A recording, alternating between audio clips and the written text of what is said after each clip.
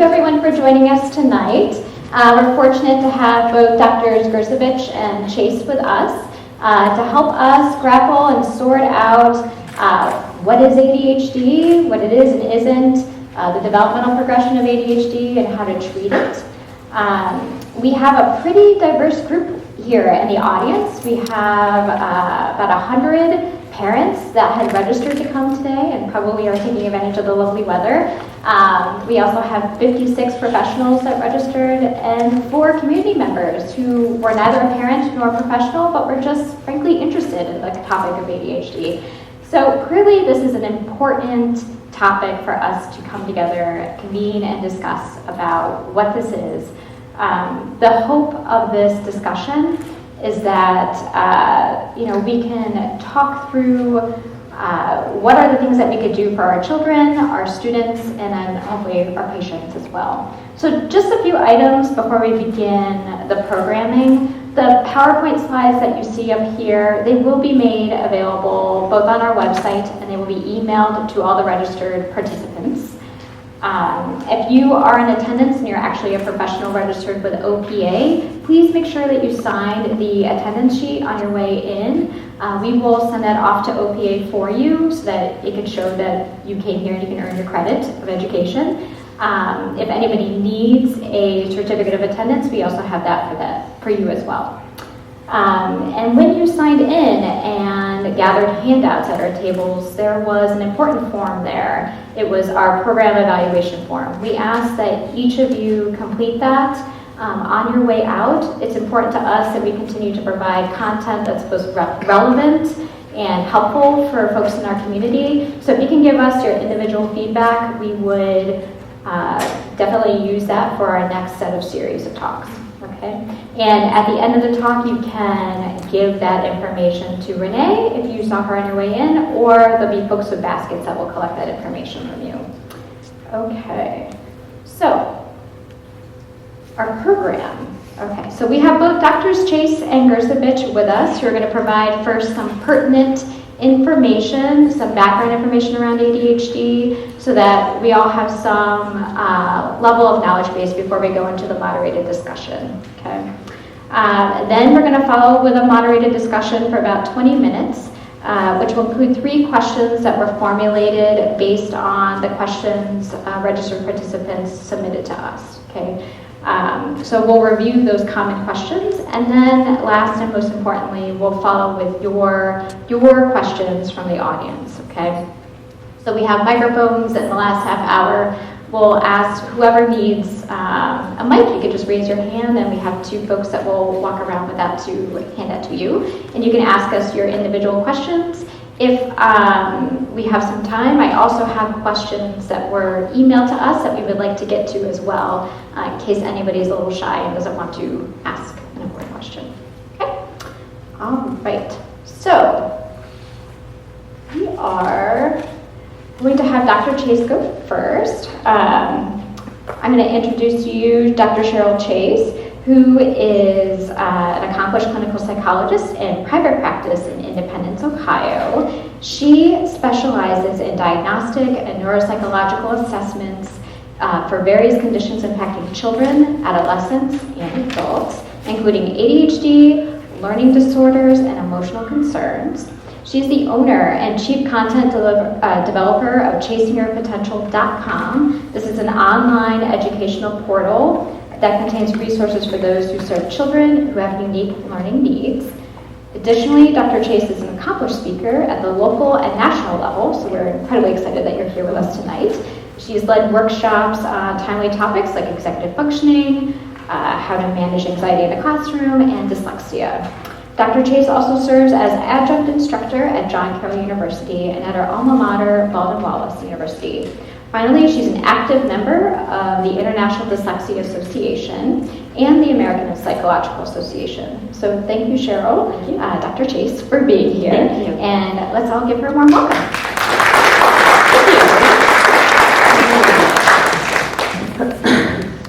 All right, we were asked to pull together about 15 minutes worth of sort of background information so that everyone can have the same knowledge base and the same kind of starting point. And Dr. Gersovich and I kind of split up some of the material that we thought would be most helpful to enter into. One of the distinctions that I want to make, because I would not have known this if I wasn't in the field, I have a doctorate, which is a PhD. So I spent a lot of time in school and a lot of years in school, but I'm not a medical doctor. That's where he comes in. So medical and medication type questions and nutrition type questions and things, that is your man that you're going to go to. In terms of behavioral interventions and school interventions, he is also the man you might want to go to, but I'm happy to help in that area as well. And so just to, I'm getting over bronchitis, just to explain the difference between the two. If you've ever seen Treasure Planet from Disney, there's a scene in there where one of the main characters is hurt. And another main character goes over to the astrophysicist and says, "Doc, you gotta help her, you gotta help her." And he says, "Dang it." Hello. He says, "Dang it, Jim, I'm a scientist, not a doctor. I mean, I am a doctor. I have a doctorate. It's not the same thing. You don't really help people with a doctorate. You just sit there and you're useless." So I have a doctorate, and sometimes it's useful, sometimes it's not. But it's not an MD. And people often ask me to prescribe, and I can't. So this is me. That's my info. That's how to reach me. So what is ADHD? ADHD stands for Attention Deficit Hyperactivity Disorder. And we're going to look at the diagnostic criteria in the DSM, our Diagnosing Bible. When we talk about ADHD, the way I describe it to families when I work with them is it's a cluster of symptoms, a cluster of behavioral symptoms. And it's a persistent pattern of inattention and or hyperactivity, impulsivity that interferes with functioning. Or it interferes with the development as characterized by two clusters of symptoms. There's one cluster that is identified as the inattentive group, and the other cluster of symptoms is hyperactive impulsive. So we need 6 or more of the following that have persisted at least 6 months to a degree that's inconsistent with developmental level, meaning more than we would expect given the child's developmental level. That's not always age, but it's often age. In a normally developing kiddo, we're talking about compared to other kids his age. But if your child's got some delays, we need to be comparing that child to other kids his or her developmental level. So that's why that term is in there, not age. And negatively impacts directly on social and occupational or academic activities. So it's got to have some kind of an impact. So these are the inattentive symptoms. Fails to give close attention to details or makes careless mistakes in their work. Difficulty sustaining attention, especially in tasks that they don't really enjoy. So a lot of folks will say to me, "Well, my kid can spend hours on video games. He can't have ADHD." That's a very different way the brain is operating when playing a video game or when engaged in something really, really enjoyed. But when they're doing sort of everyday academic activities or, everyday social or emotional activities that involve moderating yourself and managing yourself and staying on track, they're having a hard time staying on track. Don't appear to listen when you speak to them directly. Struggle to follow through on instructions and fail to finish work. So they might get started, but not follow through and finish. Difficulty with organization, not only of thoughts, not only of time, but of materials as well. Avoids or dislikes tasks that require a lot of thinking. So if it takes a lot of brain work, that's not for me. Crossword puzzles, but again, there are exceptions. There are some kids that are able to do those sorts of things if they're highly desired. Lose things. So for teenagers, we're talking about car keys or phone. For adults, car keys or phone. For younger ones, we're talking about maybe pens, pencils, crayons, chargers for their devices or whatever other things are important. And then easily distracted. These are the cluster of symptoms that are the inattentive symptoms. And we would be looking for 6 of 9. So 6 of these or more. Then there's another, forgetful and everyday activities. Then there's another symptom cluster, the hyperactive impulsive symptom cluster. 6 or more of the following for at least 6 months to a degree that's inconsistent with developmental level and negatively impacting functioning in some way. fidgets with hands and feet, or squirms in their seat. Difficulty remaining seated when remaining seated is expected. This one I often ask, did you give up on going to dinner as a family? Did you give up on going to church? Did you give up on going to movies? Because some families will say, well, you know, they sort of hem and haw, and then I say, were there things that you did before you had this child that you think now, yeah, we wouldn't do that with this child? So sometimes we see it more that way. Runs about or climbs excessively. In older kids, adolescents, and adults, it might be just really restless. Really restless. My best friend in the world has pretty severe ADHD, which is part of why I love her. She's a whole lot of fun, but we went and saw Rent, and she lasted about 8 minutes, and then she was just up at the bar, and that was it. Like, I am not sitting here anymore. I can't tell who's singing. I'm done. Is it over yet? That was extremely painful for her to try to sit through a musical. Difficulty engaging in leisure activities quietly. So you can kind of hear this child over the rest. If you go to Chuck E. Cheese, you can almost tell exactly where your kid is because you can hear her. Acts as if driven by a motor, or adults will feel inside like they've got a motor, that they can't slow down, they just can't taper it back. Talk too much. Blurt out answers before the question has been completed, or butt into conversations. Difficulty waiting, difficulty taking turns. Interrupt or intrude upon others. So again, butting into conversations, kind of jumping in with answers. So we've got 9 that fall in the inattentive realm, and 9 that fall in the hyperactive impulsive realm. But how does that play out? Because what we're talking about is needing 6 or more of one, or 6 or more of the other, or maybe having a combination of both. So not all ADHD diagnosed folks are going to be the same. I could have one kid come in my office who's very quiet, kind of spacey, doesn't really focus, doesn't really pay attention, is very shy, doesn't really look me in the eyes, doesn't really pay much attention to things. And then I can have another kid in my office who's had 4 visits to the ER in the last year, 2 broken arms, 1 on the right, 1 on the left, and has, never stopped talking from birth, and all these other sort of hyperactive, impulsive, driven by motor symptoms, and they could both be diagnosed with ADHD. So it's a kind of a large category, as many of our diagnoses are. It's a rather heterogeneous group. We need to see symptoms before age 12. Now that was a change. It used to be before age 7. Now we moved it up to prior to age 12. So some type of symptom presentation before age 12. Several symptoms present in 2 or more settings. Now you don't have to be 6 or more of one or 6 or more of the other in 2 settings, but if you are only symptomatic at school and no one at home ever reports even a single symptom, maybe it's something else. So we want to be sure that we're seeing symptoms in multiple environments before we make a diagnosis.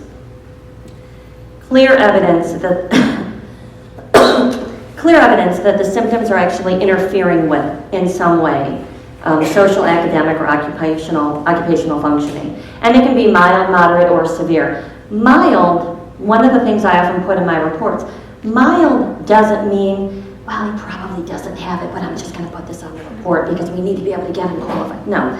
Mild means that with the right interventions and with the right supports, we think that this youngster has a good chance of being successful and having minimal occupational or academic or social impact.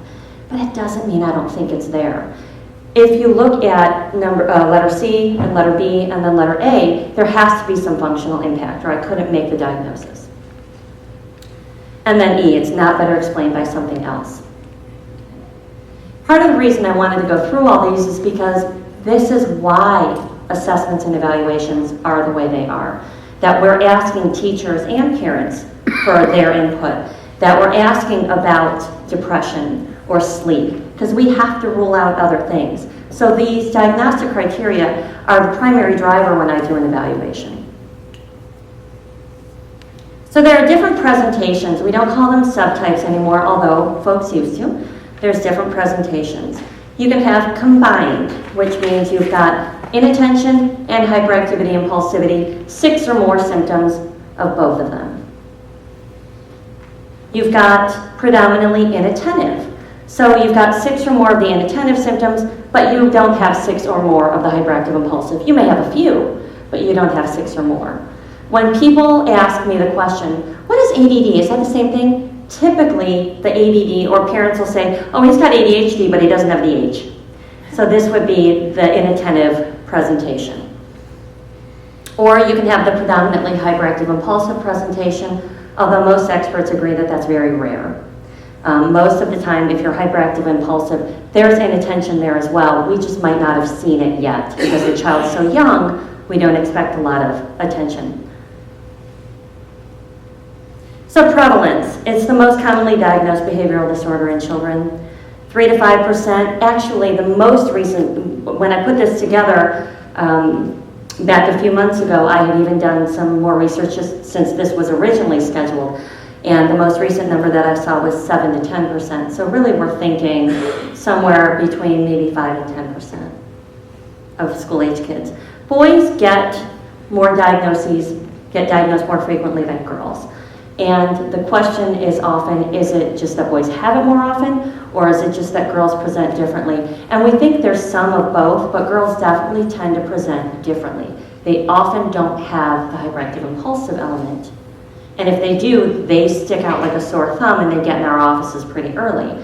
But if a girl has ADHD, oftentimes it might not even be noticed until high school or middle school, or even later.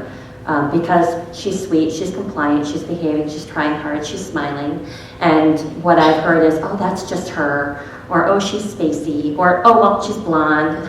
Blonde is not a diagnosis. I don't understand that. How she's 14 and she has not been able to do the morning routine without being ushered through, and you think it's hair color? Okay. Oh, that would be so easy. Just go to Walgreens, we'll be done in a half hour. All right, has been found to exist in virtually every country that has been investigated. So some variation of ADHD. It frequently co-occurs with other things. About half to 2/3 also have oppositional defiant disorder. They happen to fit both categories. And the belief is that there's a co-occurrence of just impulsivity. You're just talking before you're thinking, and then it becomes very oppositional. About half also have a language or learning difficulty of some sort.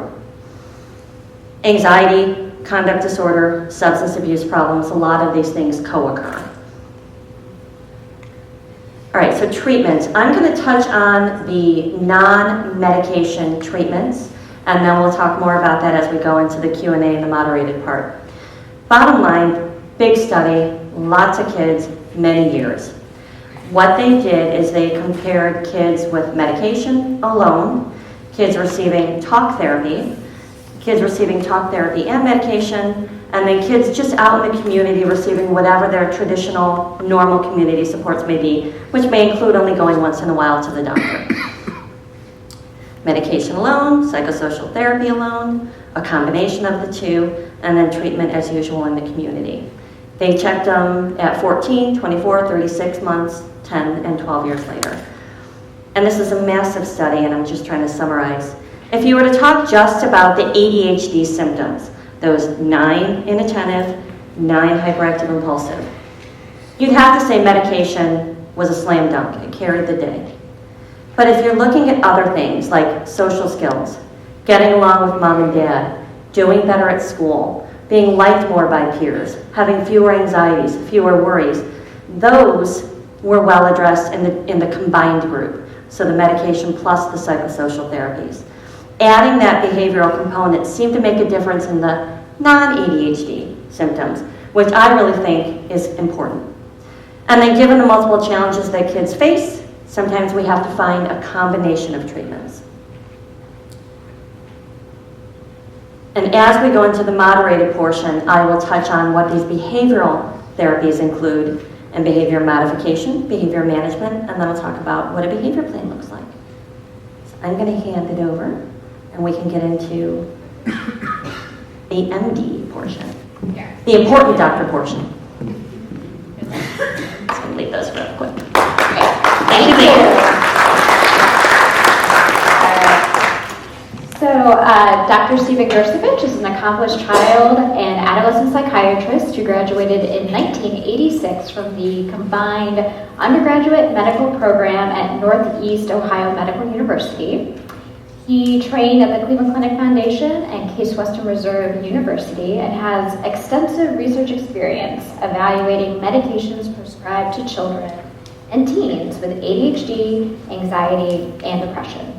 He has been a presenter at over 35 national and international medical conferences and is the past recipient of the Exemplary Psychiatrist Award from the National Alliance of Mental Illness, or NAMI, some of us know it as that. He maintains a current faculty appointment at both two medical schools, Case Western Reserve, as well as Northeast Ohio Medical University. And he has served on numerous volunteer capacities for his National Specialty Society. He also serves as president and founder of Family Center by the Falls, a behavioral health group practice launched in 1993, offering multidisciplinary mental health services to children and families. Dr. Gersovich also serves as president of Key Ministry, an organization established in 2002 to promote meaningful connections between churches and families of children with disabilities. Can you still hear me? Okay. So he also has an upcoming book published by HarperCollins that provides an inclusion model for churches seeking to help welcome families impacted by mental illness, and that'll be available for pre-order in the fall 2017. So thank you, Dr. Gersovich, for being here today, and let's give him a warm welcome.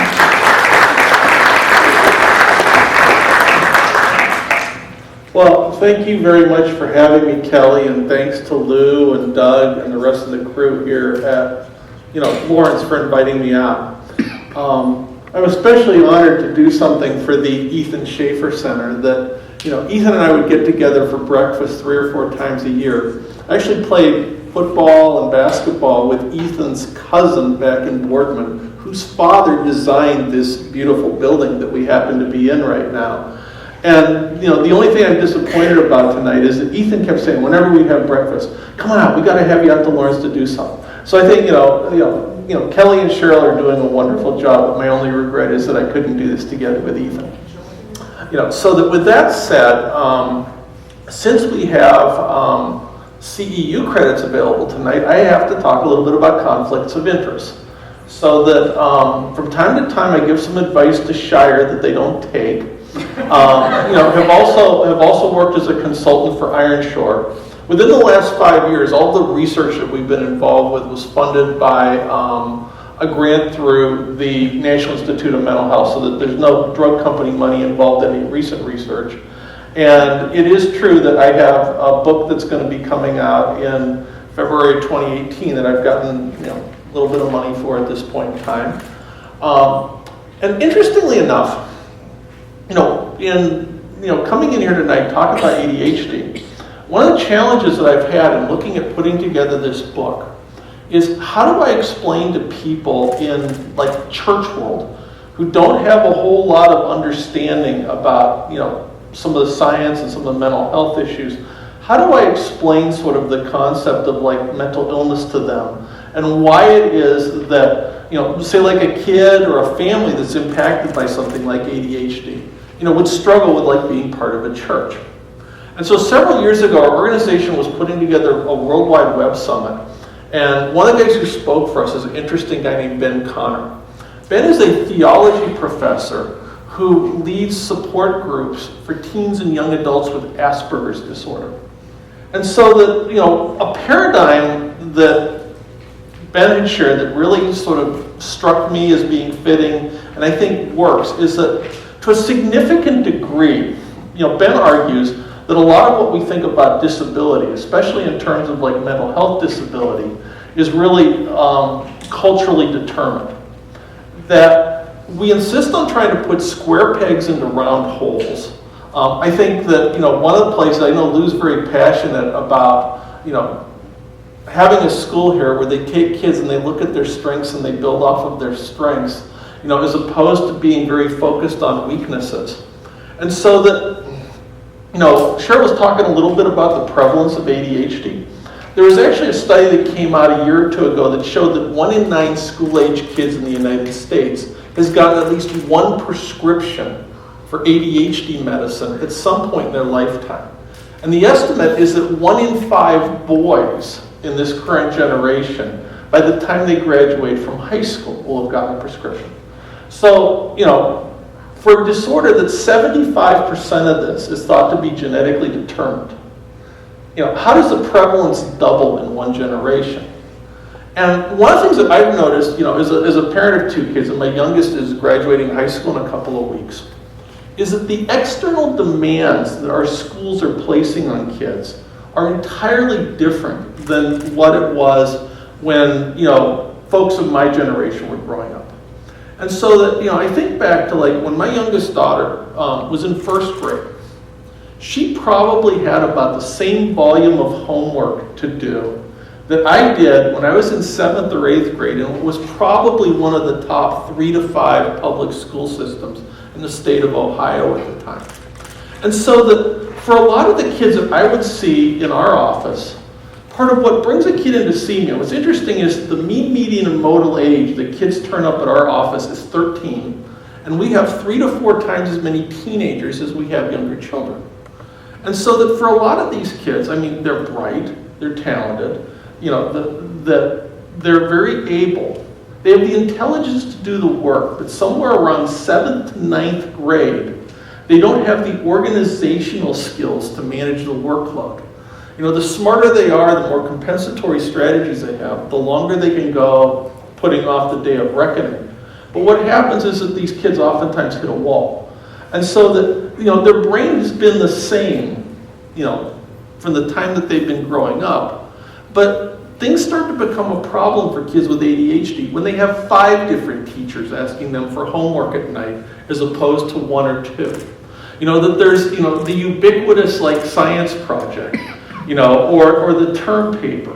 When they have something where they have to have the self-discipline to work on it for 30 minutes a night for 2 or 3 weeks, as opposed to waiting until 7 o'clock the night before it's due to send mom out to Walmart looking for supplies, for the science project. So that a lot of what we think about is ADHD, and I think that a lot of the push for this and why the diagnosis has become more prevalent in recent years, it's not necessarily that our kids are that different. It's that what the environments in which our kids are expected to learn is very different than what it was 10 or 15 or 20 years ago. And so one of the paradigms in terms of thinking about this, and why I think it's hard for folks, to think about, some of these conditions in a sense as disabilities is a disability really a disability if you're only disabled some of the time? I'll give you an example. A couple of years ago, I had a kid come into my office. A 6-year-old, he got referred by some early intervention folks in our county, severely ADHD. And I asked the parents when they sit down, well, what's your single biggest concern? We can't take him anywhere. And it was very obvious watching him tear apart my office why that happened to be. And so, I'm going through the history and I'm talking about some stuff with parents, and I actually happened to talk about like the kid's spiritual development. They said, well, the one place we can go with him is church. And I'm like looking at my office and I'm looking at them and I'm like, huh? Well, and it made sense. And that as they were talking about this, the place where the family went to church, it was a church that had rented out a movie theater. And so it was set up something like this, but there was like a considerable amount of space between the front row of the theater and the stage. And they had a rock band that was playing like, very lively worship music for the first 20 to 25 minutes of service. And the mom and dad explained, we come in on Sunday, we sit in the front row. He can get up and dance the entire time that the band is playing the music. And he doesn't have to sit, in his seat. And there's some some people who work with him one-on-one, when we get to the part where they take the kids out and they do the children's stuff. He has a great time. But there was probably no other church that they could have gone to in our county where this would have worked for that particular family, given the struggles that he had with self-control. And so I see a few familiar faces here tonight. And so one of the things that I think is like really great about Lawrence, and why I encourage our parents to come out here and take a tour, is that one of the things I think that Kelly and Lou and Doug and the team here have done very well is that they've done a nice job thinking through how to create an environment that gives kids with, say, like, ADHD and other learning differences, the best opportunity to work, up to their true level of potential. And so, as we talk about like different types of treatment issues, one of the things that I find myself thinking about is that a lot of times what kids need, from somebody like me, and where things get confusing, is that their treatment needs are different depending upon the environment that they're in. So that we have kids where this is a major problem at school. Homework time might be a major problem for them. What they need to be able to support them in a classroom setting is different than what they need to be able to support them during homework time. And is different than like what they need to be able to support them, say, like during a summer camp or when they're out somewhere with friends. So part of what I'm thinking about a lot of times when I'm getting into issues with kids and we're talking about treatment is, that we sometimes need a different treatment plan and different treatment approaches to be able to support kids, to function to their potential in all of the different environments that they find themselves in. And so part of what I find myself thinking about is, are there ways, sometimes, working with the schools, working with folks that they're dealing with, working with families, are there ways for us to maybe modify our expectations a little bit, to think about strengths as opposed to weaknesses? Or what can parents be doing, or what can we be doing, when I show up at like IEP meetings or 504 meetings or video conferencing with a school to help them think about different accommodations and supports and environments to help that kid be successful. So one of the things that I think Dr. Cheryl, she has some lovely slides in the packet on this. And the way that, she and I just both understand sort of what's going on in the brain with kids with ADHD. And when I think about sort of the core difference with these kids that they struggle with, it involves what we call executive function, which is basically a series of processes that govern basically everything else that goes on in the brain. So these are cognitive abilities that help you to regulate other abilities. And some examples of some of the things that we would look at. And, Russ Barkley, has been in this area, he's talked before. For any of you who are interested, I can post a link to, he did a grand rounds out at the Mind Institute at UC Davis Medical Schools. It's probably the best explanation I've ever seen for like brain functioning in kids with ADHD. Is that Russ talks about 5 basic executive functions. One of them that kids with ADHD struggle with is behavioral inhibition, and that's basic to all the others. You have to be able to stop and think before you step out in front of a car or before you put a hand like on the stove when it's hot. Otherwise, you're not going to make it to the point that you're able to use the other executive functions. 2 that are really critical that I see a lot of our kids struggle with are what we call sort of verbal and nonverbal working memory. And a way of thinking about it is that, this involves the ability to either in words or mental images to be able to take things that we have learned and to be able to sort of manipulate it mentally and to use those things that we've learned in terms of solving new problems or working through new or different situations. So that this is why a lot of times, like parents say, I tell you again and again and again and again and again to pick up your room. And so that a lot of times kids with ADHD, one of the complaints we get from parents is that they don't seem to learn, from consequences that they've experienced in the past. One of the big ones is emotional self-regulation. So that, one of the things that you may notice coming over here is that there are a fair number of mobile toll booths set up like on our local highways. That there are certain situations where it's not appropriate for us to like show our emotions to the rest of the world. Like, when the police officer like pulls you over for a ticket going through like the construction on 271, coming over here to the lecture tonight.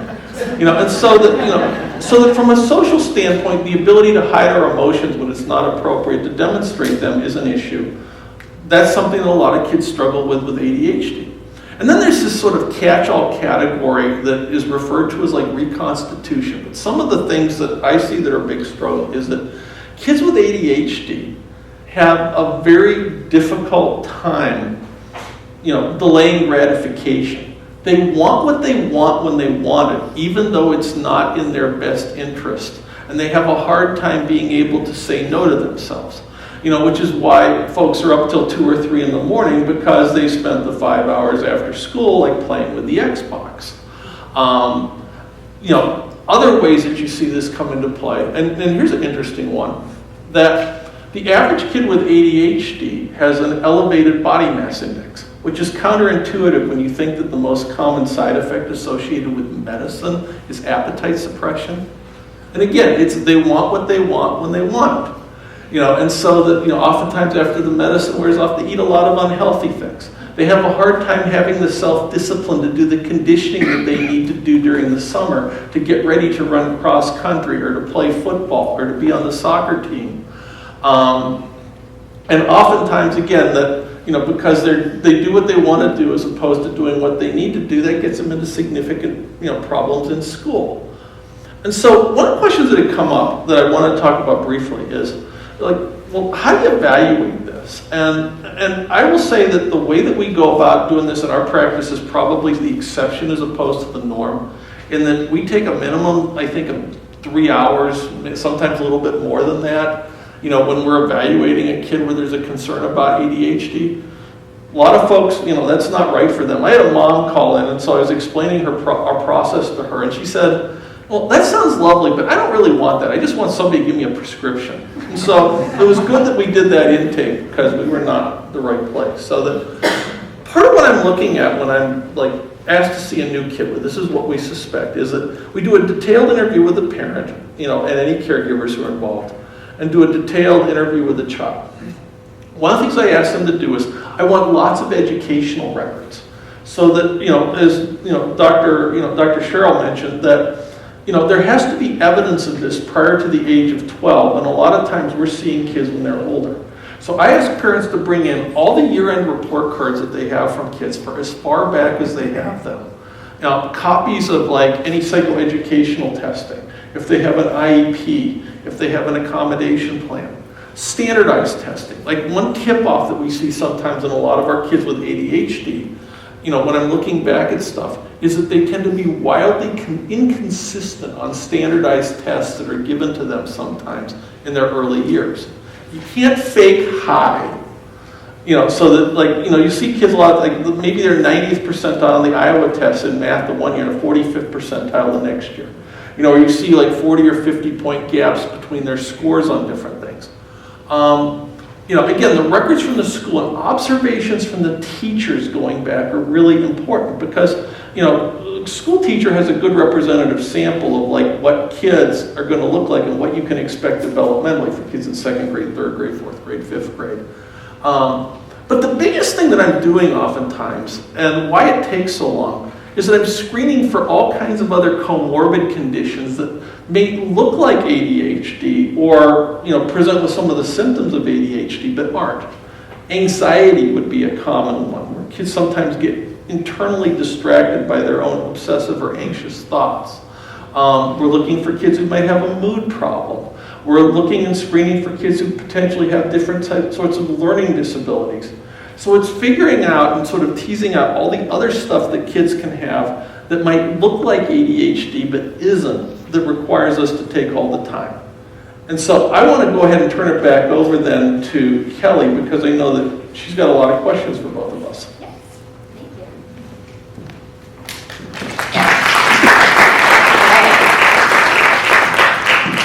So we're going to start with our moderated portion of the evening. And actually, Dr. Gersovich teed up quite nicely our first question. Okay. So what is your take on the best practice to differentiate whether concerns are indicative of ADHD, something else, or really nothing at all? It going first? Oh, I might. Oh, I was going to give it to you because I just got done talking. But Yeah, why don't we give him a break and then you can... Sounds great. Yeah. In my experience and in my training, one of the things that we learned through grad school is a hard time paying attention is a symptom of everything. It is. I mean, if you have to go to the bathroom, guess what? You can't pay attention. If you might be double parked, oh my gosh, I can't pay attention. If you're bored, you might have a hard time paying attention. If you're grieving, you might have a hard time paying attention. If you don't understand the words that are coming at you in lecture, either because English is a second language or you have a language disorder of some sort, or if you're reading and reading is hard for you. So simply saying, I have a hard time focusing and paying attention isn't enough. So one of the things that I think is extremely important in this evaluation is to do a nice broad eval and make sure there's nothing else there, either also or nothing else there that better explains it. I was alluding to earlier, ADHD is kind of a catch-can category, but all of our disorders really are. There's a lot of heterogeneity within depression, within anxiety, within dyslexia for that matter, let alone ADHD. So when I am doing an evaluation and I want to make sure I'm differentiating among and between other things, I'm making sure I'm getting input from school, I'm making sure I'm getting input from home, I'm making sure I'm getting input from the child, and then I want to spend extra time, depending on the age of the child, really looking at, are these difficulties specific to academic tasks, or are these difficulties stretching into other areas as well? Because as Dr. Gersovich had mentioned, are we talking about a disability if the only place I have a hard time paying attention is history class? Maybe, because the environment is a huge piece. You can have kids in the right, full disclosure here, I have 2 children that attend Lawrence. I do. And neither of them is medicated for ADHD symptoms, but both of them in the traditional school setting were struggling. So the point of a good evaluation is to make sure, first of all, this isn't better explained by something else.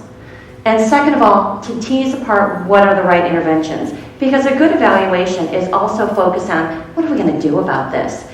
As a parent, it never mattered to me what we called it. It mattered to me what I need to do about it. So a good evaluation is going to include a lot of information that tells me how to address this as well. So I'm looking at parent inventories, I'm looking at teacher inventories, I'm looking at work samples, and then I'm also, just because it's part of my professional identity, I want to look at their cognitive functioning. I'm looking at things like working memory, things like processing speed, language processing. I'm looking at, back to your point earlier, is this a kid who, God forbid, we don't want to talk about this, but they have an average IQ, and they're in honors and AP classes. Maybe that's not a great match. So a piece of what I'm doing is also looking at that stuff, because I've seen kids, when they go away to college, they come home with deer in the headlights eyes because they've been in honors and AP all along, and that is not what's happening. They don't feel capable when they go to college. So I'm looking at multiple reporters, I'm looking at multiple environments, I'm ruling out other cognitive things, and I'm ruling out other emotional aspects, so that I can A, make the diagnosis appropriately, and B, make a more informed kind of multi-dimensional set of recommendations. Okay. Now, one of the things that I would comment on when it comes to this is that I see a kid with uncomplicated ADHD about as often as the Browns make an intelligent draft. I was going to ask you, do you ever see garden variety ADHD? Yeah, and so the vast majority of kids who would come to a practice like ours have other things going on.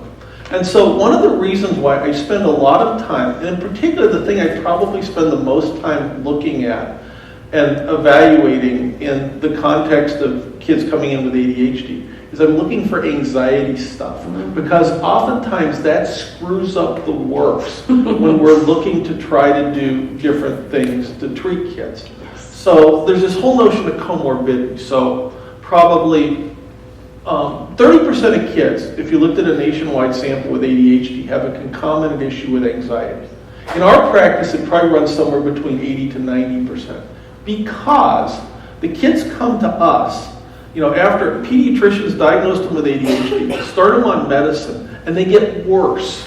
A lot of times, like, the kids get more angry, they get more moody, they get more irritable, they get more emotional.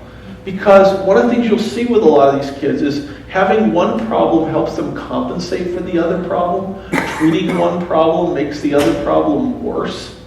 And so that it's, understanding this in the context of everything else that's going on that becomes really critical in terms of like teasing some of this out. So that, for example, a kid with ADHD tends to be pretty much, their ADHD is going to be pretty much the same day in and day out, week in and week out, month after month, into years. A kid who's got a mood problem, say like if they have an acute depression, their history is going to be different than that, because if it's being caused by depression, that there's going to be typically an acute onset. If you have a kid, for example, who has a concomitant bipolar disorder, there are going to be times that it's going to look like they're going to have turbocharged ADHD, superimposed on sort of a certain level of baseline function. So that, again, a lot of what I'm looking to do is to tease in and tease out all of the other stuff that can complicate our attempts to treat them. I think one other thing that I would add, and you just sort of triggered my recollection, you have to be really careful with ADHD of what they call confirmation bias, okay? If you were to see an evaluator who simply reads you a checklist of those 18 symptoms, and you say yes to enough of them, and you are out of that office in under 3 hours with a diagnosis, I would be really careful, because all you've done is confirmed what the parents came in and told you. My kiddo's having a hard time paying attention and focusing. They've not sort of taken their glasses off, the blinders off, and said, what else could it be?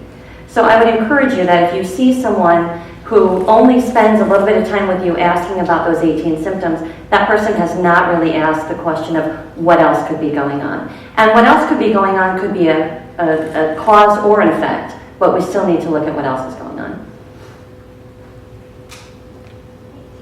Let's move on to our next question. So, many families are incredibly concerned that their child is not going to be able to launch into the real world. And they're curious about what are the next steps. If you have an ADHD diagnosis, what's the best thing to do now so that, when they are an adult, they are successful, they're independent, because right now my kid's not brushing their teeth, they're not getting up in the morning on their own, and I cannot see this person functioning independently, or socially really struggling. So what should families know about and expect after initial diagnosis regarding treatment? Like, what are some key things they ought to look into? Yeah. Let me do a minute or two with some slides real quick, because I know one of the things, I am the medicine guy, and so, He's not useless. Yeah. Not useless, yeah. So as Dr. Scher was talking a little bit, I think you mentioned the MTA study, like when you were going through your hand. So there's this big federal study like 20 years ago where they were trying to figure out what's the best way of treating kids with ADHD. And so that medicine was the most effective standalone treatment. There were certain subgroups of kids where what they call combined treatment, where they also did some psychological and behavioral intervention, was important. In particular, the most complicated kids who had the most comorbid conditions. So that oftentimes what we're looking at as an initial treatment is medicine. And of all the stuff that we treat with medicine in my field, I would argue that the medications for ADHD are probably not just the best studied drugs in child psychiatry, they're probably the best studied drugs in the entire field of pediatrics. So that the first randomized study where they used placebo pills for ADHD medicine was with a product called Benzedrine. It's now marketed under the name of Vikio. That study was published in 1937.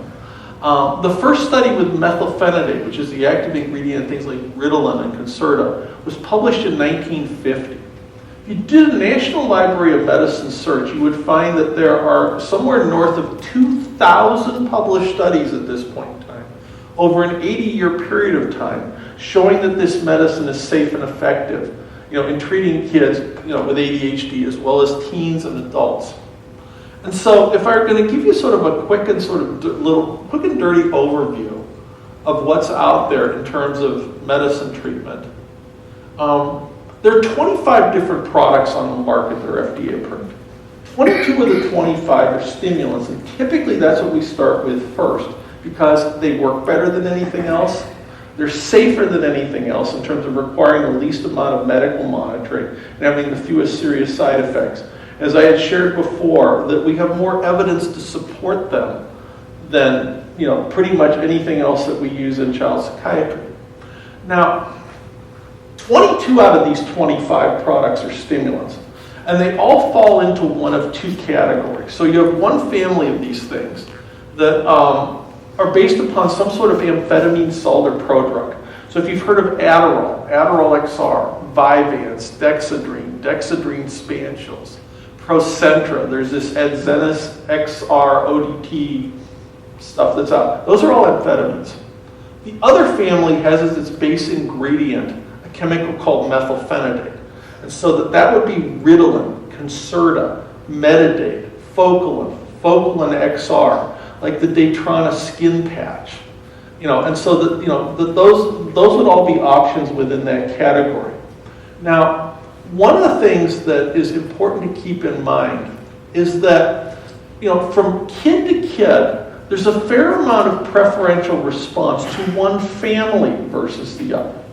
So that this is a study. Gene Arnold out of Ohio State looked at every controlled study where kids had had a trial with both an amphetamine-based stimulant and a methylphenidate-based stimulant.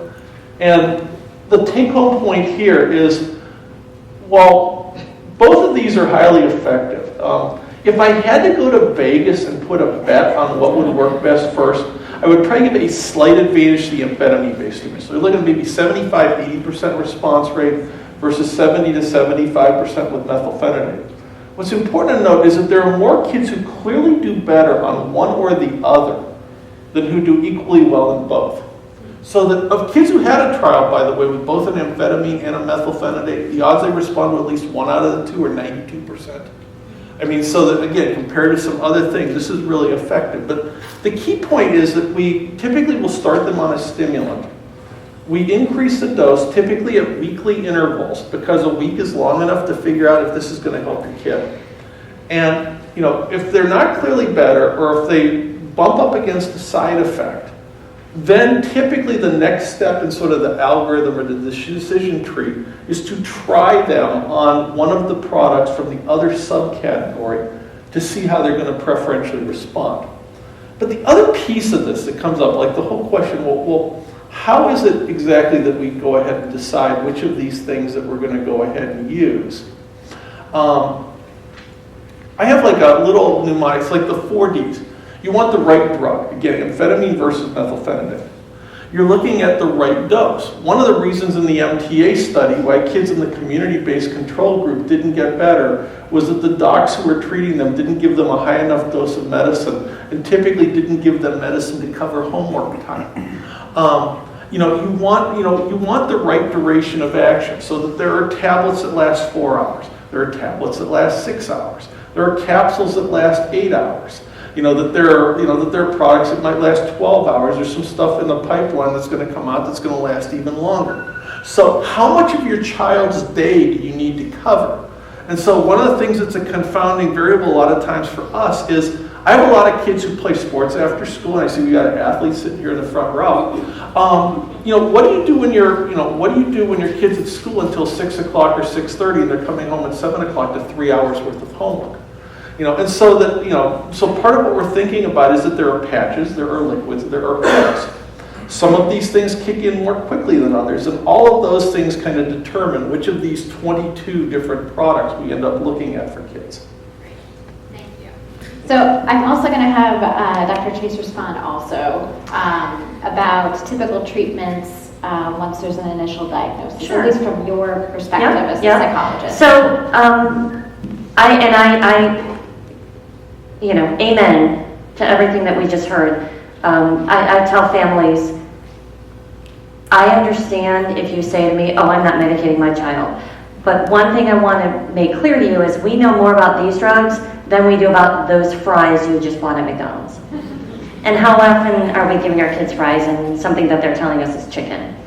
I mean, let's think long and hard about, the risk-benefit analysis here. Because to allow a child to continue to struggle and not medicate them may not be the best thing to do. So, I don't prescribe, but I still put that out there for families. Hey, the data's there. Meds work. That being said, meds work for ADHD symptoms, and Again, we don't see very many just ADHD kids. There's usually either a cause or an effect going on as well.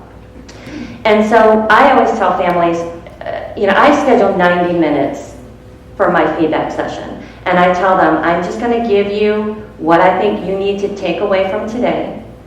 And then here's a stack of readings. And everybody gets a new diagnosis packet.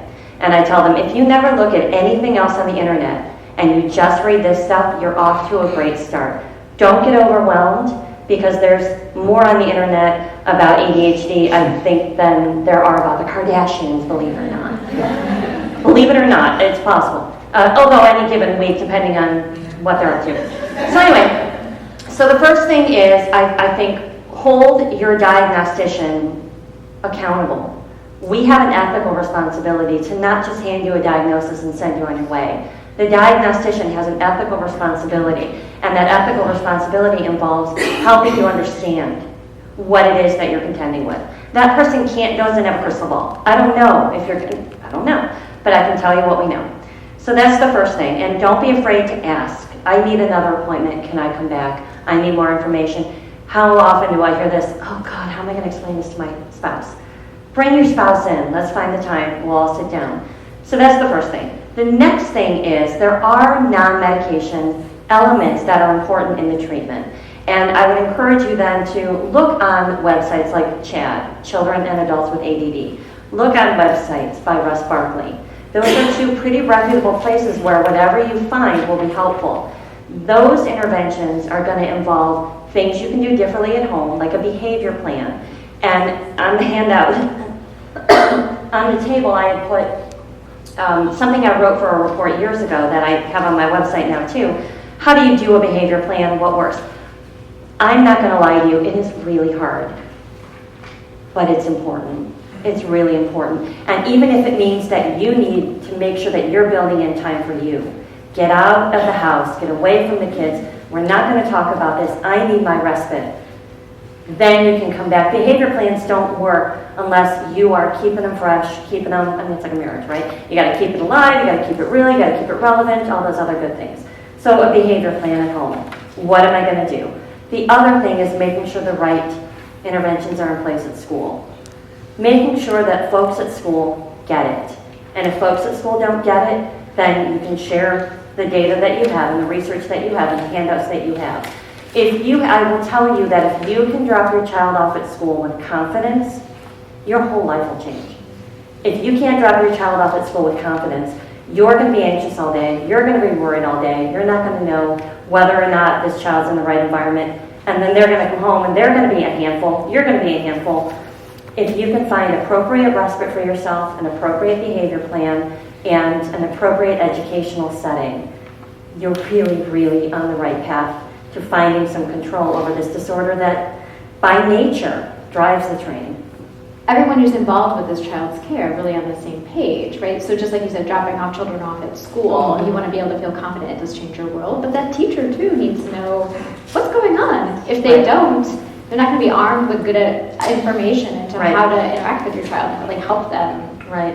When they're and I can tell from in my own life experience, when people have come into my life who don't understand what ADHD is, it is very difficult to have that person around me and my family. Because if you don't buy it and you don't believe it, you're going to see these behaviors as oppositional, as poor parenting, there's no place for that in my life. However, if you buy into that this ADHD thing exists, now we can start doing things differently. But the other thing is parents being aligned. In two-parent households, even more important to try to be as aligned as possible. Right. And so get the help that you need. Okay, if I can just follow up quickly on a comment that made. So that, when you're the parent, or you're the caregiver, and your child's impacted by this, one thing that's important to remember is that you're the expert. So that when families are coming in, parents ask me what to do, and I go, you've lived with your child their entire life. I've been with them the last 3.5 hours. I will give you a range of options that are safe and effective and appropriate, but I'm going to leave it up to your judgment to decide what's going to work best for you and for your family. So that we just got done saying that medicine's oftentimes very helpful. There are families that feel very strongly about not doing that. Right. And interestingly enough, one of the things I often suggest to them is that they give Doug a call and arrange for a tour here. I have had kids as well in my practice who couldn't tolerate or where the parents didn't want them on medicine, who were able to be successful here where they couldn't in a public school because of the way, the style of teaching here and the way that the learning environments are designed. You can dose accommodations and supports in the same way that you dose medicine. Oftentimes when I'm out at a school at an IEP meeting or a team meeting, it's a situation where a kid's got some other problem that limits our ability to normalize them with medicine. So that I need the school to do more than they're typically asked to do to be able to accommodate that kid and accommodate that family. That is certainly a right that all of you have. And if you're working with a good clinician, that they can typically help you through that process, and be an advocate for you in terms of working with the school. Okay. So some of you might have this question already in mind for the Q&A. So we're going to keep it to like 1 minute blurbs from each of you so we can get into the Q&A. But if any of you want more information regarding alternative treatments, feel free to ask and we can come back to this question. So when standard practices are not working, right, like medication, behavioral modification treatments, or you simply don't want to go the route of medication, what about alternative treatments? So there are alternative treatments like vision therapy, neurofeedback, biofeedback, brain training, like luminosity. I've heard about chiropractic work to align your spine to relieve ADHD symptoms. There are a lot of different things out there that families are utilizing. So what is your 1 minute take? And then we can, if someone wants to know more about it, we can open it up to the Q&A. Okay. One of the other things that I do is that I teach at my alma mater, Northeast Ohio Medical University, and I help teach the first year evidence-based medicine course that all the medicine and pharmacy students have to go through. And this was actually one of the exercises that they had to do this year, that that there was a teenage girl came in with symptoms of ADHD, wanted to go to medical school, but mom is very much into naturopathic things. What would you recommend for them? Of the things that are like non-medical stuff, if you look at like naturopathic stuff, the option that's probably been best researched is the omega-3s. One of my fun facts for some of my med students is that the effect size of omega-3s for ADHD is greater than the effect size of antidepressants for depression. So again, about 1/3 to 1/6 as potent as like what a stimulant would be, but there's some evidence to suggest that they work. The restrictive diet things, one of the reasons why the large-scale studies haven't panned out is that there's a small subset of kids, probably between 5 to 10% of kids, who have ADHD, where they have significant food allergies that exacerbate their ADHD. So that the diets don't work for most kids. But if you find that there's a pattern, like if I give my kid Mountain Dew and he's swinging from the chandelier, don't give your kid Mountain Dew anymore. There was an interesting one that suggested that the interesting study came out last year or so that iron supplementation may be helpful for some kids with ADHD. And noticed in particular that kids on higher doses of the amphetamine-based stimulants may be more prone to iron deficiency. Okay. And so that there's some preliminary evidence that suggests that that works. With all of the rest of the stuff you've talked about, I haven't seen anything that's evidence-based that shows that anything else sticks. Amen. Again, what I tell families is two main things.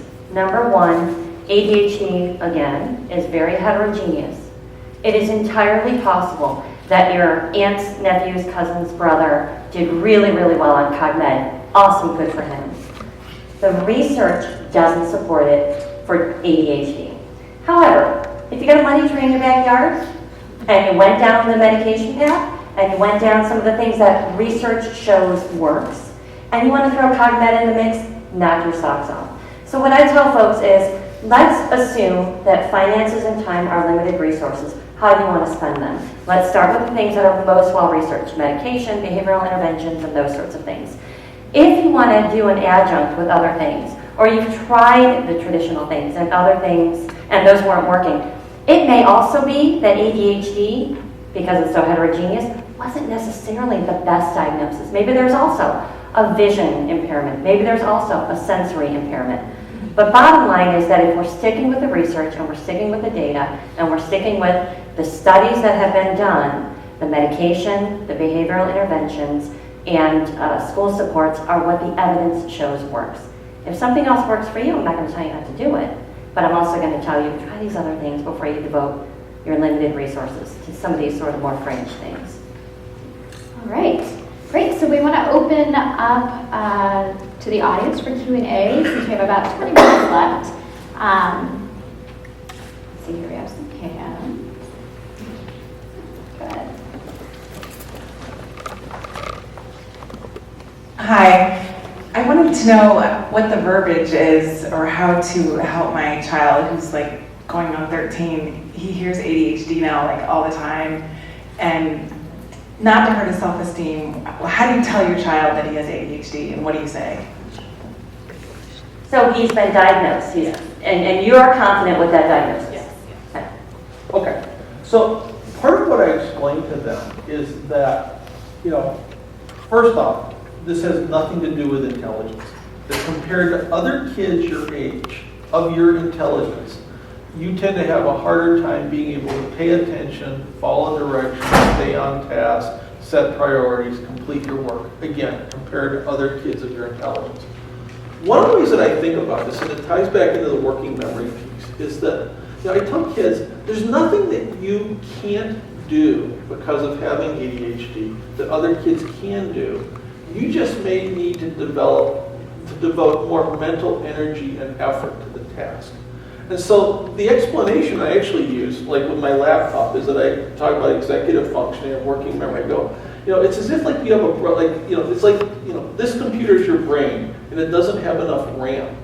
And so that like the more different apps that are open and the more processing power that gets sucked up with other things, the harder it is for you to prioritize resources to what you need to be doing. It's like the little pinwheel spins around if you have a Mac, and it's the hourglass if you have like a Windows-based computer. And so that when we look at giving kids medicine, for example, part of what we're doing with that is that what we're doing is that we're leveling the playing field between you and other kids. It's as if you're running a race, but you've got ankle weights on.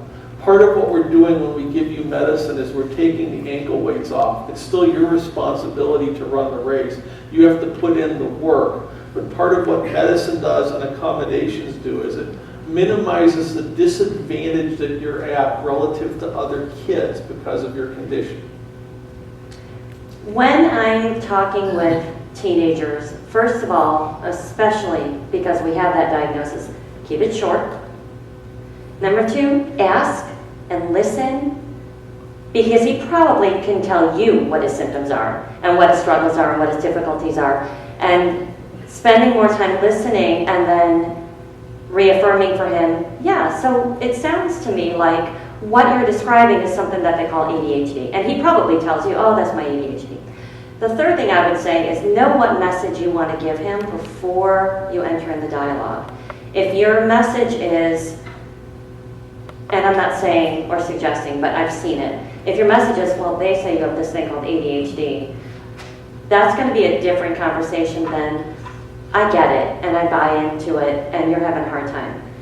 The big thing, though, that I think every kid needs to hear is, whatever we call it, whatever it is, I love you. And we're going to figure this out, and we're going to work through this.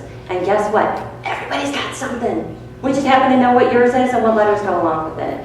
Because when push comes to shove, your relationship with that kiddo is going to need to be solid. Because he's going to have to be the one who's looking at the drugs going, that could be a really interesting way to get along with other kids at this party, but I need to say no. Or he needs to be the one who comes to you and says, I really like this girl, and I really am thinking about doing some things, and you need to have a conversation. So as a parent, your relationship with him is going to be paramount. Love you and accept you no matter what. And I'm going to go out on a leap here, and this is Cheryl speaking. I tell kids, I don't think God is capable of making a mistake. And I don't think he made a mistake with you. Just the fit between you And the environment, it's not so smooth, but that's okay. We'll get through it. I had a question about medication. Is this on? Hear me all right? Yeah. There you go. About medication, I'd be interested in both of your thoughts with, it's been very helpful for school. What do we do sometimes on the weekends? We stop the medication when we're on spring break or summer break. What are your thoughts on continuing with medication or, for weekends and breaks and things like that? So, like, when we're thinking about prescribing something to a kid, they have to have a condition that significantly affects them in like one or more life domains. I think about school, friends, family, community. And so, if their ADHD is causing them significant difficulty in one of, in other life domains besides school, as long as the side effects are tolerable, oftentimes kids will continue to take it on the weekends. One interesting point that I would, have folks ponder in terms of older kids, I was asked last month to guest host and to teach all the statistics classes at our daughter's high school. And they, talked about finding something, show how you use statistics in your work. And here was the assignment I gave them. Your friend invites you to a concert Saturday night. They have ADHD. They want to drive. Should you get in the car with them? And does it depend upon the medicine that they're taking and what time the concert is? And I gave them one of the driving studies, looking, the average 16 to 17-year-old with ADHD, their driving performance is comparable to the average 80-year-old. So that, oftentimes with a lot of the kids that I have who's older, that would be a compelling reason to have them, taking something, in the evening or on the weekend, where otherwise maybe they could get by without needing. And I cannot speak to the physiology of having that in your system or not having that in your system. But I will address the fact that ADHD creates havoc among siblings. ADHD creates havoc within marriages. ADHD has significant impact outside of school as well. Now, if you are among the folks who can roll with that, hang with that, manage that in your family and in your life, then it's okay if that brain doesn't have the extra boost that it needs because you're willing to tolerate it or you have other ways of coping with it. But I would also say to a family, there's not a special place for you in heaven because you didn't medicate on weekends and evenings. I mean, if your family constellation is such that I need this kid to have regulated behavior and managing himself, even at home, go for it. And don't be ashamed of it. And don't be ashamed of the fact that this disorder is impacting his relationship with his brother and my relationship with my spouse. And God, I hope my mom doesn't come over tomorrow because she's going to, it's there and it's there at home as well. So. Yeah, the beauty with a lot of the stimulant medicines we use for ADHD is that they're in and out of your system and there's no delay. I have kids, for example, baseball is probably the most challenging sport for kids with ADHD because there's so much time standing around out the field. Where they will use medicine in the summer, nights that they have baseball. I have kids who maybe they're continuing to work with their reading tutor over the summer, and they may use it specifically on the days that they go to the tutor. Or I have families where, if they've got a big family picnic where their kid where there's going to be a lot of stimulation, they'll struggle more with self-control. They may use it that day. Or families that may use a small dose for church on Sunday morning, or the week that they go to vacation Bible school, or the week that they're going to science camp. So the beauty of this is that you can kind of pick and choose, and if they're going to be in an environment that suggests that it might be more helpful, or with a function where it's more helpful, you can go ahead and do that. Great. So you have some options. Go ahead.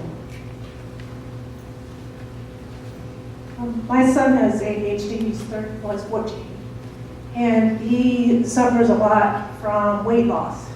Mm-hmm. What would you suggest to do? Because sometimes we take him off the medication to help him eat more.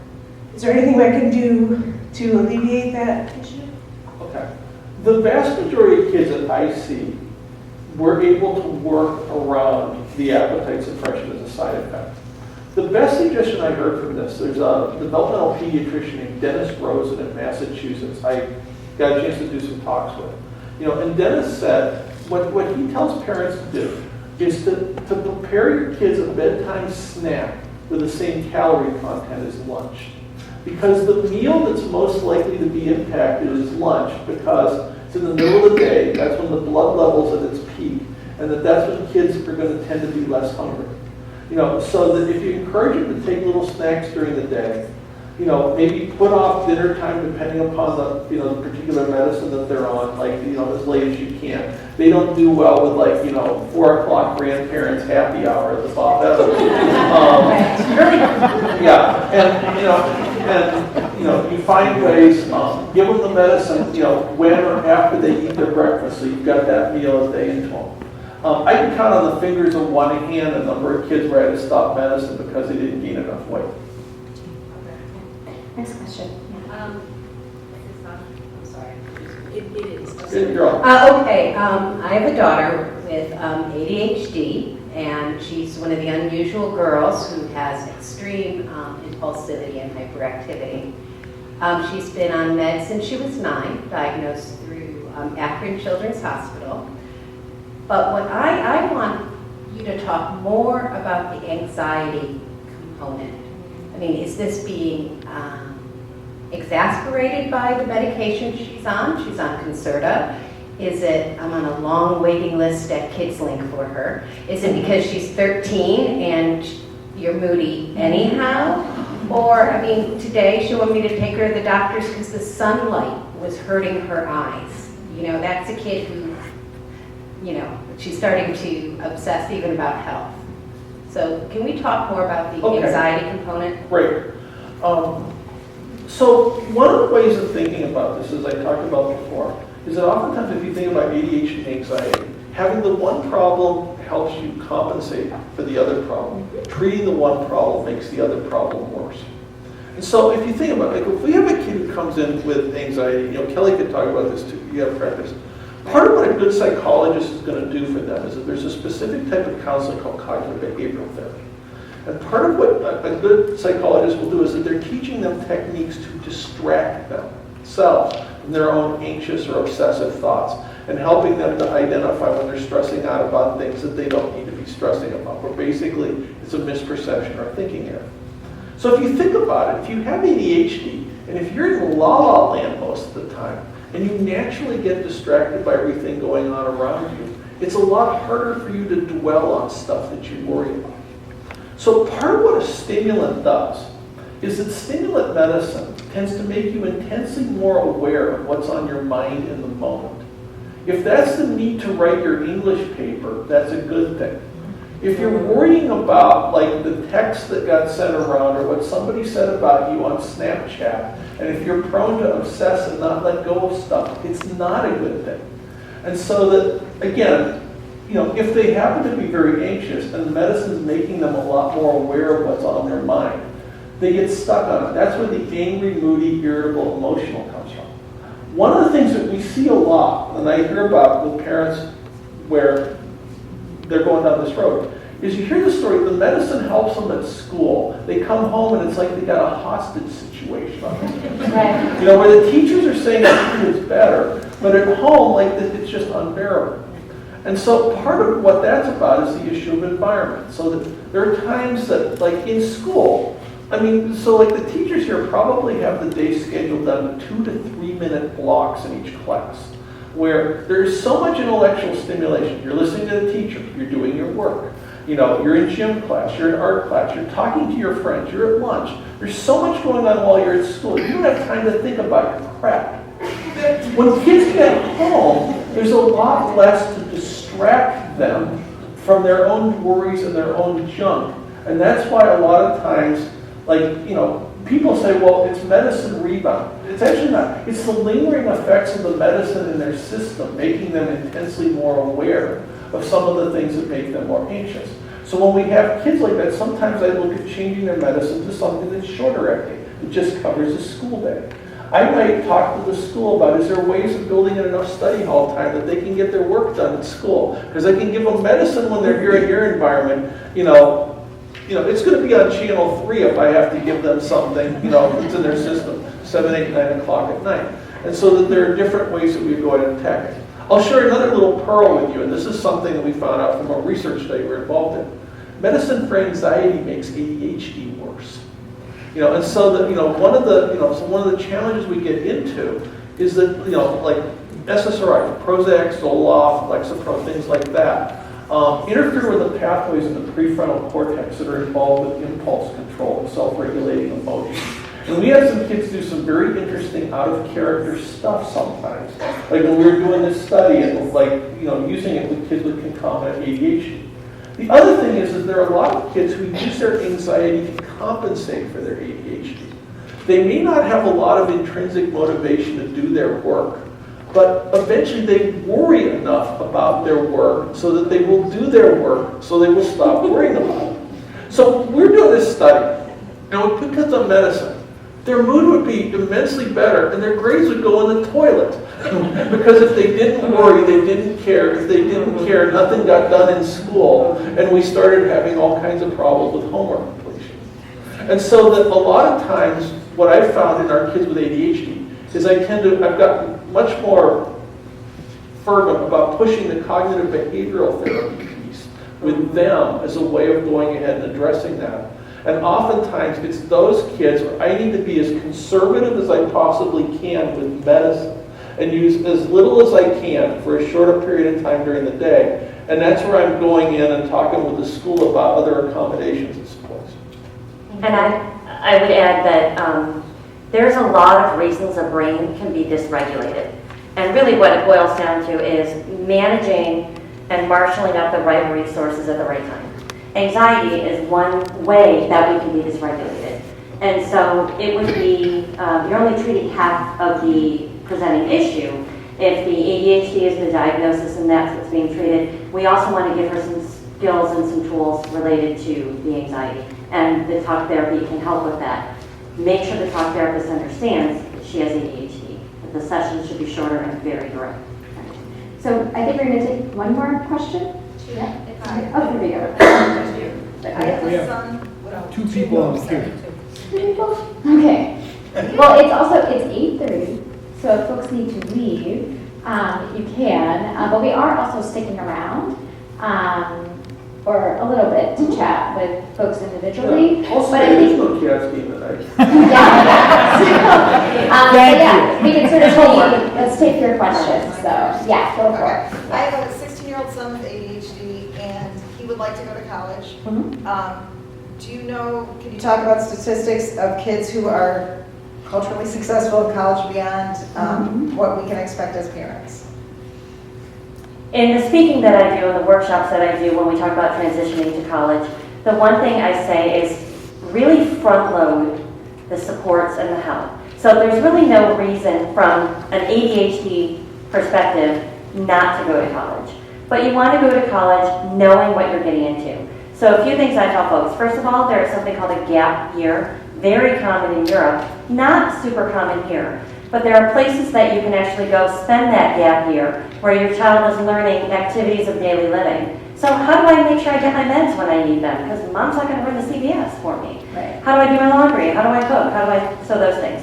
If you choose to do a gap year or not, when you begin college, you don't need to disclose the diagnosis at the application level. You can wait until you're accepted, and then you can share the diagnosis with the Center for Students with Disabilities or whatever it's called there, and find out what, based on my son's diagnosis and his symptoms, can be done for him here. You can ask that question anonymously or just when you go visit the school as well. But I would just be really clear, you want to look for a school, if he needs it, that will offer executive function or ADHD coaching.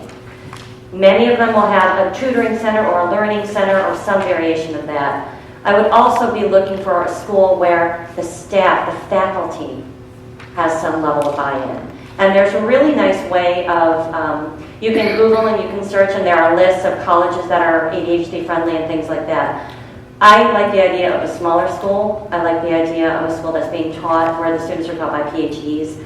If you go somewhere like, a big institution, you might have a first-year grad student doing the teaching, which Kelly and I were awesome, but not all of us. But the bottom line is it's very possible, it's very doable. It can actually be a strength area, but plan ahead, make sure the meds are on board. Don't be afraid to keep them close for a year or two and then set them free. And make sure that if you're not having weekly contact or every other day, get a therapist on board, get a nurse practitioner on board, get them to play a sport where they have to look at coach every day. Something so somebody's keeping an eye on. Right. I think, actually, I don't know if you want to talk about this, Dr. Gersovich, about the sport. Okay, Maybe something else, but. I do encourage all my kids who are athletes, about a little over 10% of our college-age kids in our practice are playing a sport. And part of it is that there's a study table, and there's probably more academic support for athletes than there is even for like students with disabilities on both campuses. A couple of comments I would make. That one of the things, that it's very hard to find services for a kid with ADHD if they go into a college town. And so that we have found that like our psychologists and folks spend an awful lot of time providing an awful lot of coaching and support remotely. And we actually started doing video conferencing, as a way of like dealing with some of like our college students when they started dealing with a little bit when they would get into crisis. So that, because if you go into a college town and if you go looking for help and you tell people you're ADHD, the index of suspicion goes way up. And in fact, if you look in the state of Ohio, most of Athens, Bowling Green, Oxford, you're not going to find a lot of resources and a lot of supports where kids are going to school. One thing I do tell kids, if you look at the course of this as they get older, is that it's not uncommon. I tell a lot of my kids and their parents that for the people we see, 7th to 12th grade is oftentimes the hardest time in their life. What's different about college is, kids with ADHD have trouble with uninteresting tasks. And there's a crap load of classes they have to sit through because the Ohio Department of Education, the Kent State School Board, say that they need to sit through them. So for a lot of our kids, in college you pick your major. And if 75% of the stuff you're taking is, something that you profess to be interested in or is directly relevant to your future career, we oftentimes, some of our kids need less support at that point than what they needed in high school.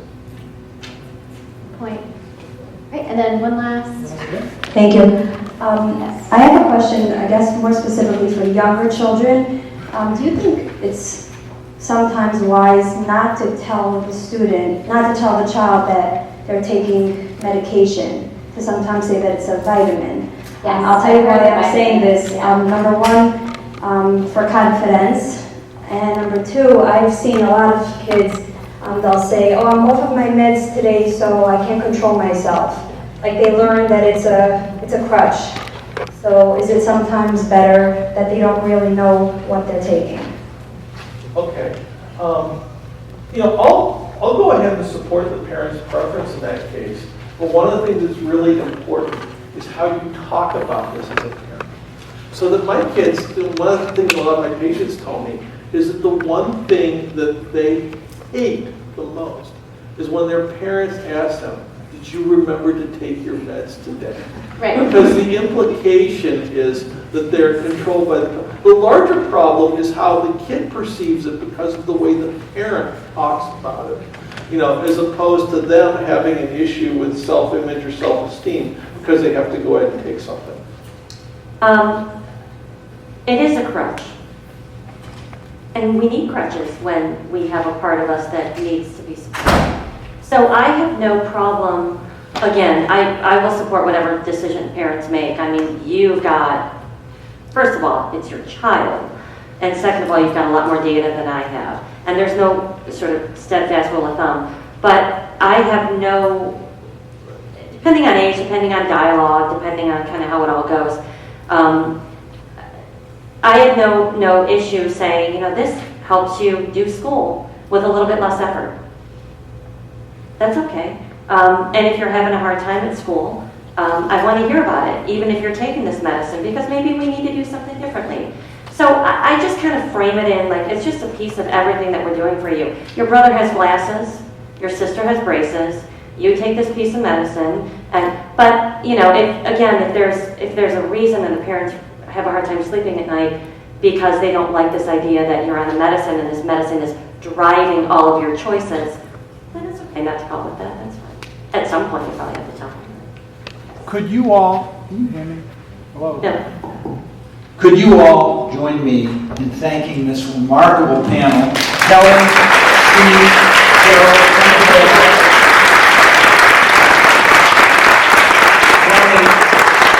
What an insightful and informative presentation. Thank you. And we have some great people here, part of the Lawrence Leadership Council. Jason's back there, Vanessa's here, Doug is here, Jane and Dee Dee from the staff, Renee from the center, Paul Warner with pictures, John Ivan with our tech crew, and we have wonderful colleagues. We have Dave Devi from Falcon Camp with the red cap in the back there, Allison McCluskey from CCIS, expert in all the independent schools in Northeast Ohio. Thanks for coming out tonight. We really appreciate you attending.